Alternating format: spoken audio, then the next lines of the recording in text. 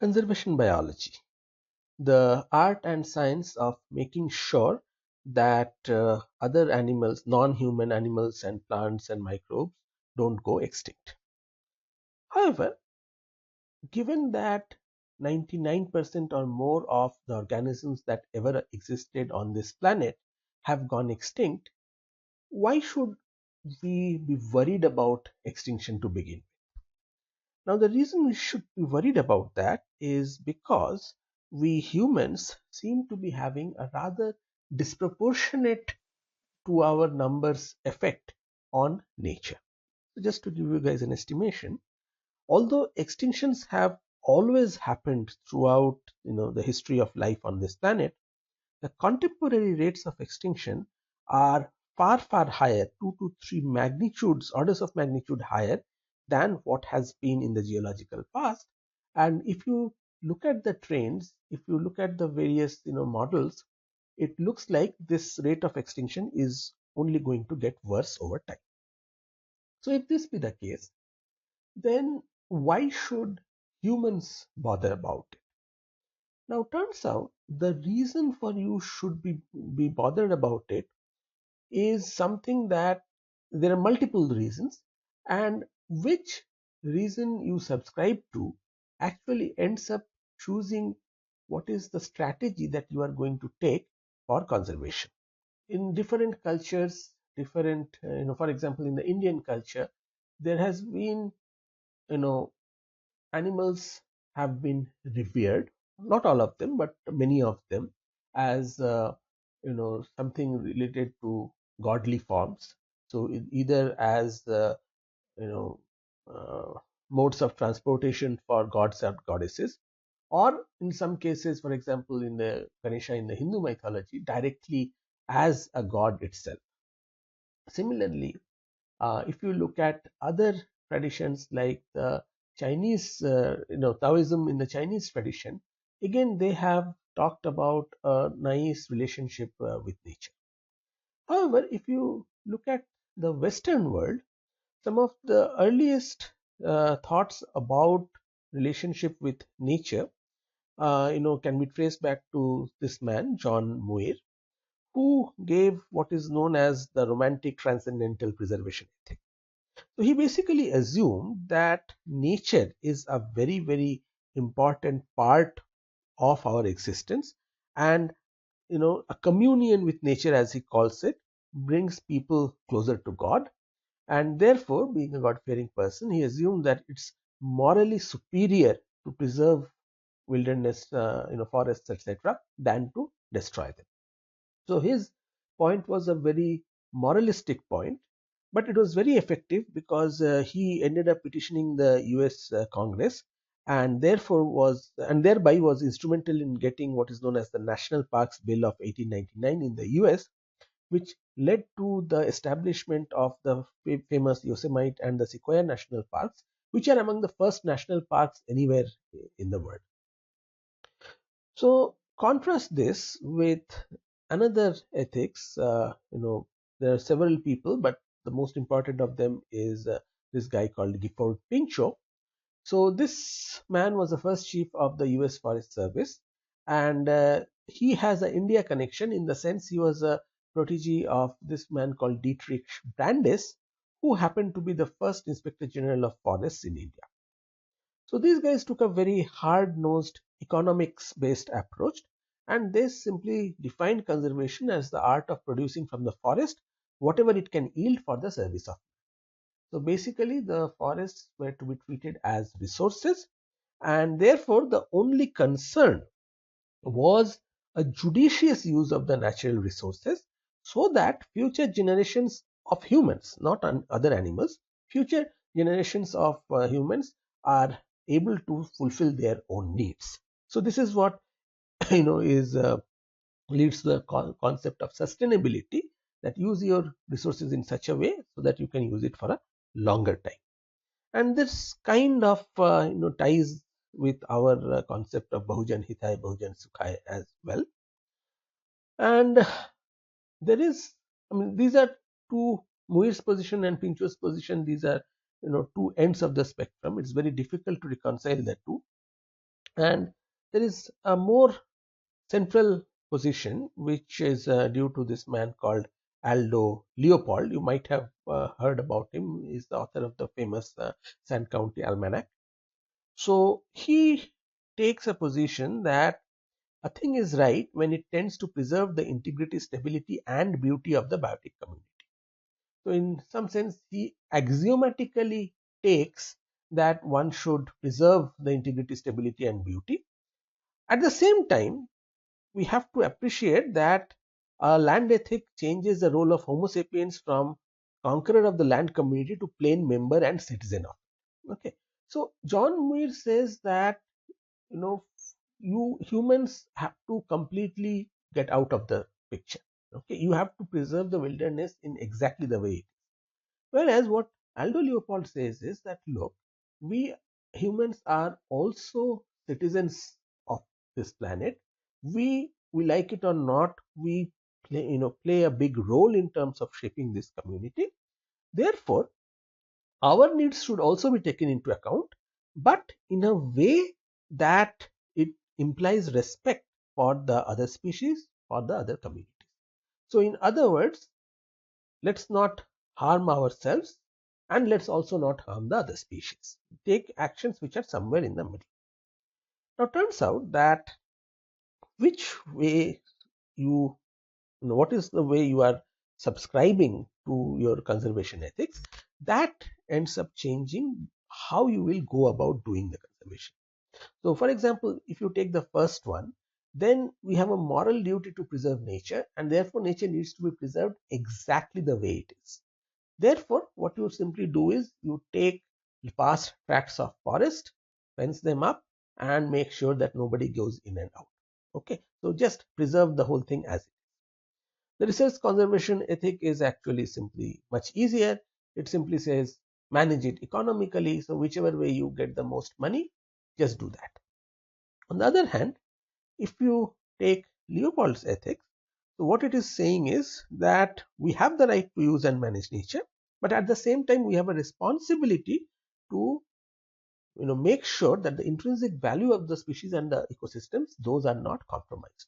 So be there, but as responsible citizens. So if you think about this one, then it gives a more agency to humans. It makes it allows them to do stuffs in the forests, but do it in such a way so as to cause the minimum damage to the other guys.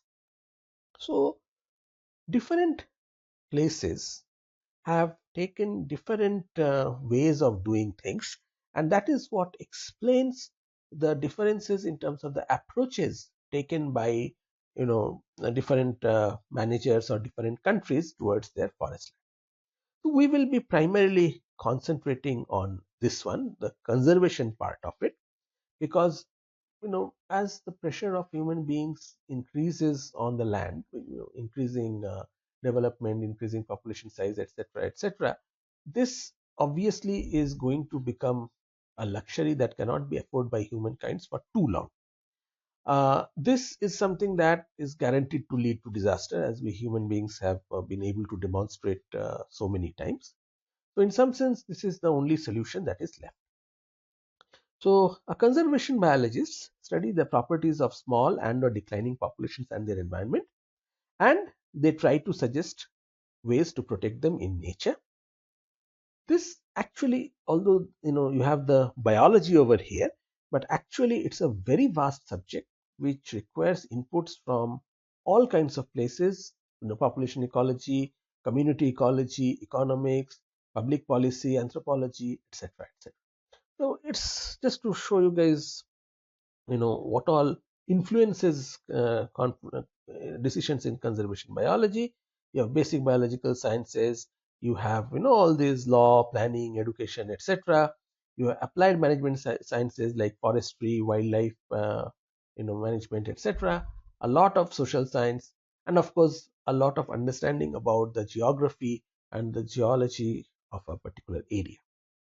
So as you can see, it's a pretty multidisciplinary science in the true sense of the word. Although we will be talking primarily about the biological part of it, we will briefly look at some of the other things that end up making that end up having an influence on conservation. Now the point is that what is it that one is supposed to conserve? Well, the answer seems to be very obvious. Conserve those organisms that are at vulnerable to extinction, that have a high chance of going extinct soon. But the point is that which are the organisms that are at a risk of going extinct. Now, Deborah Rabinowitz made a very nice study on what are the factors that influence the vulnerability of a species, and said that you can think of it in terms of three major variables. One is the range of distribution, how widely geographically they are distributed. So here we are talking in terms of dichotomies, but in reality, obviously, the range of distribution is going to be a continuous variable. But let's say you have two, say extensively distributed all over the place or restricted to a small zone. You can think in terms of the tolerance of the species to various environmental features.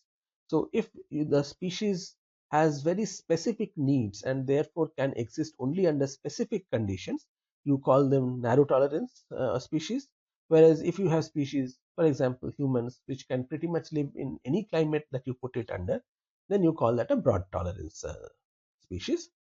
And then so you have 2 into 2 4 combinations, and then for each one of these combinations you try to figure out whether that species has a large population size or a small population size, right? So if you do this, then you get a total of 8 combinations, right? Extensive distribution, large population size, broad tolerance on one hand, narrow distribution, restricted distribution, narrow tolerance, and small population size on another, and everything in between, all the other combinations. Now, turns out that if you look at this one, a population which is distributed widely, a population which has broad tolerance and therefore is able to tolerate all kinds of climatic conditions, and a population which has a large population. This is one population, or this is one species that obviously is not threatened. Okay.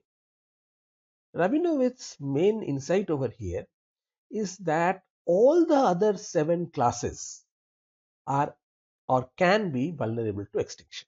Now, this one is obvious. If something is restricted in distribution, narrow tolerance, and small population size, then it's obviously something that you need to be worried about. The remaining 6 criteria, the remaining 6 classes, these are the not so obvious ones. So, this is why it's called the 7 forms of rarity, because this one is not rare. Everything else is actually vulnerable. So, just to give you guys some examples. Okay, so this is something which has an extensive, this is a sparrow. I'll just look at the animal part. This is a sparrow which is found across extensive areas, large local populations, broad habitat tolerance. Therefore, this guy is safe. This is a gorilla which has restricted geographic range, narrow habitat tolerance, small local population. So again, this guy is known to be vulnerable. The problem is with all these guys. Okay, some of them have two of the features are working out for them. So for example, let's take say tiger.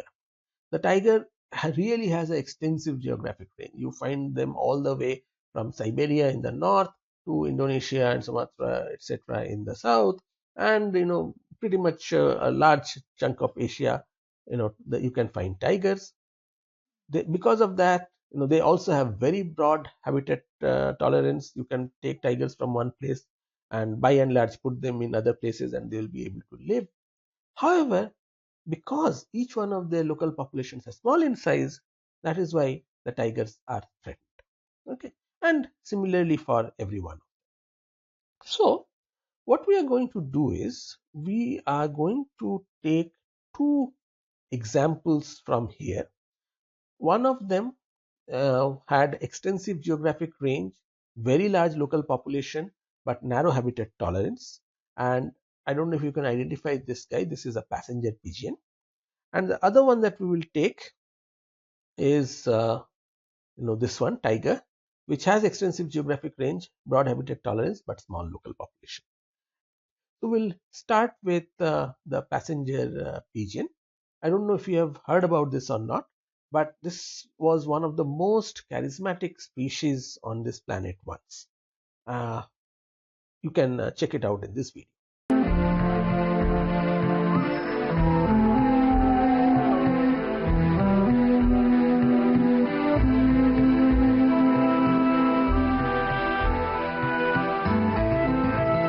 In the 20th century, hundreds of different kinds of animals have disappeared from the wild.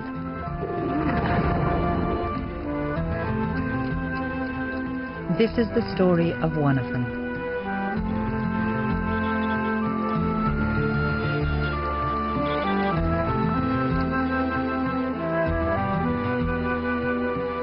A passenger pigeon, just like all the other pigeons, except perhaps prettier than most, with a slate blue back and pale red breast.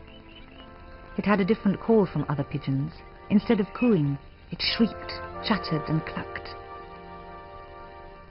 But the passenger pigeons were probably more numerous than any other bird that ever existed, so their collective sound was a cacophony.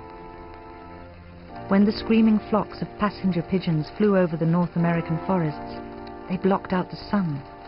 In fact, they looked more like tornadoes than birds. They traveled as great rolling cylinders of sound and feathers, sometimes 15 kilometers long and 2 kilometers wide. James J. Audubon, the famous American bird artist, estimated that one flock he saw contained 2 billion pigeons flying at 98 kilometers an hour. For many people, it summed up America. In terms of sheer abundance, no one had ever seen anything like it anywhere else. As luck would have it, the early settlers found that the passenger pigeon was also very good to eat. It was this combination of food and plenty that made the bird an American symbol. Everything about this new continent was prolific. Distances seemed to stretch ahead forever. Rivers teemed with fish. There were ample forests to provide enough houses to resettle the whole of Europe, if Europe wanted to come. But as the limitless forests were felled, potential farmland was lost too.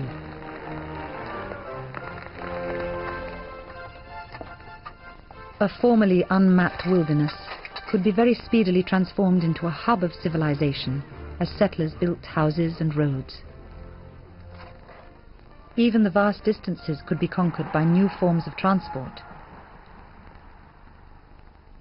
But the new Americans only needed to look up to see that nothing would ever really change.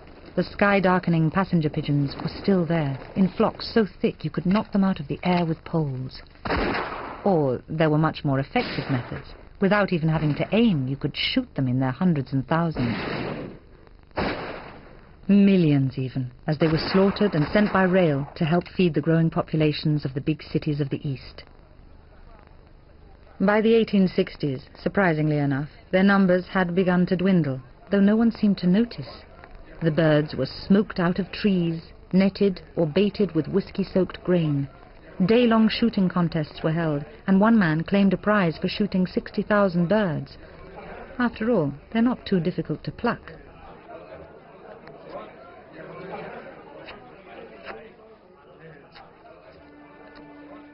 Sometimes they were captured alive and used as targets in shooting galleries.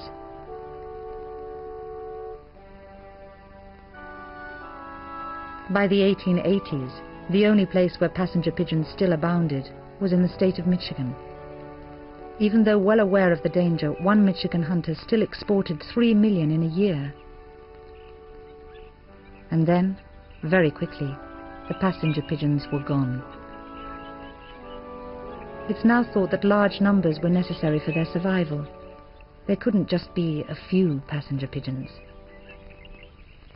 The last one was seen and shot in 1900. The last captive one, a female named Martha, died in 1914 in Cincinnati Zoo. Her death was reported in all the nation's newspapers, and Americans are still asking themselves, what happens to the rest?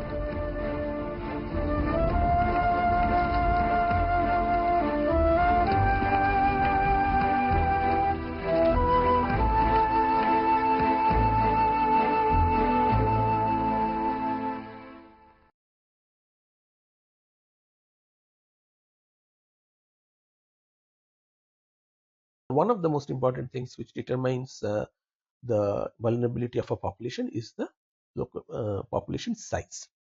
So why are small populations likely to be more vulnerable? That is primarily because small populations face three different kinds of stochasticity. One, what is known as demographic stochasticity. So suppose you have a relatively large population, I'm talking a sexual population over here, then it's highly unlikely that you know all of them will be males or all of them will be females. You will typically end up with some males and some females in the population. However, when the population size is very low, then variation in sex ratio, okay, extreme skewing in one direction. Let's say just by chance all of them happens to be male, in one generation population goes extinct, or just by chance there are very few females, then the population's growth rate is going to go down drastically. Similarly, when you have a relatively large population, then individual variations kind of add up, and the birth rate and the death rate can be relatively constant. I mean, of course, they will vary across over time, but they won't vary too much. However, when the population size is very small, then the individual variations, they tend to have a much greater effect in terms of variations in the birth rate and death rate, which in turn can greatly increase the fluctuation in the population sizes, which in turn can lead to extinctions. The other thing, of course, is genetic stochasticity.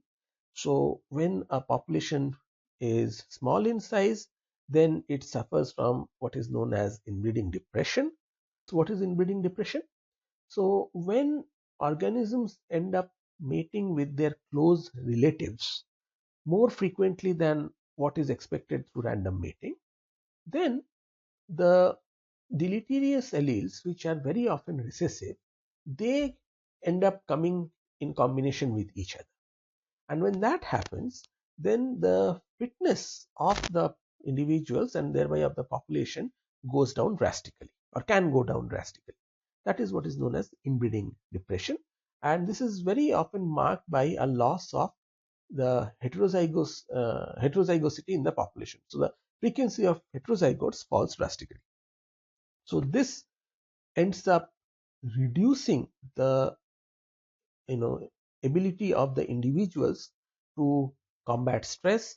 It ends up often reducing their fecundity, I mean how many babies they can produce, and so on, and therefore in general is supposed to be very bad for the population. And then of course, if you have a small population, then environmental stochasticity, it's always going to be there in the background, a flood, a fire or something. Then if the population size is small, the chances of that kind of a stochasticity wiping out a small population is much larger as compared to a larger population. So when it comes to conserving, four major things need to converge. One is, of course, the science of it. The other is plain and simple common sense. And you will be surprised to note that very often this is the most important component that is missing in several conservation efforts. Then, of course, there has to be a lot of economics built into the whole thing, because end of the day, whatever you do, howsoever passionate you are about it, if the economics doesn't work out, the economics of conservation, then sooner or later the thing is bound to fail. And then of course, politics in the sense of not only political parties but also in terms of local people, what they are aspiring, what is their relationship with the animals. All those things are going to play a big role in terms of ensuring whether or in terms of determining whether a particular conservation effect fails or succeeds.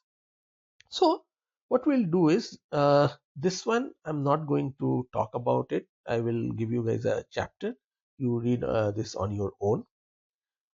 This is an absolutely fascinating subject, ecological economics. Unfortunately, I can't, put this over here. But if anyone is interested, let me know. I can pass you some books. And then, of course, you have politics, which will become a part of our case study on Project Tiger. So this is going to be the next topic. Thank you.